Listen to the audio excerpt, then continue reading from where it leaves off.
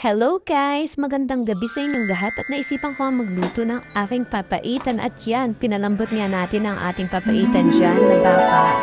Then habang pinapalambot natin siya dyan ay maghihiwa muna tayo dito ng bawang sibuyas luya. Yan.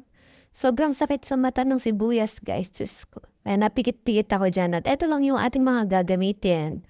Sobrang daling lutuin nito guys. Yun lang mahirap lang kasi matagal kasi papalambutan pa. Then, pagkatapos nun ay magigisa-gisa na tayo dito ng ating bawang at sibuyas. Luya, yan. Mekos-mekos na natin siya dyan hanggang sa brown na siya. Then, pagkatapos nun ay mekos-mekos lang natin siya dyan konti. Then, sinala ko na tong aking papaitang baka para gisa-gisa muna natin siya dyan.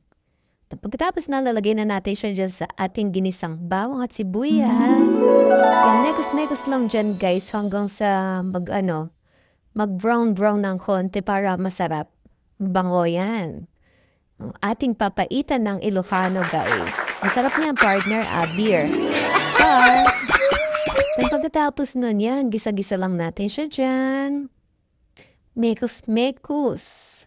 Then, lagyan na natin siya ng tubig yan. Nilagyan ko na siya dyan ng tubig at saka sili para mag-aroma ang kanyang bango. Char. Nilipat ko na siya dyan, guys, para pakuluan natin. At ayan ang ating papaitan, guys. Sobrang bango. At tapos na ang ating papaitan. Bye-bye!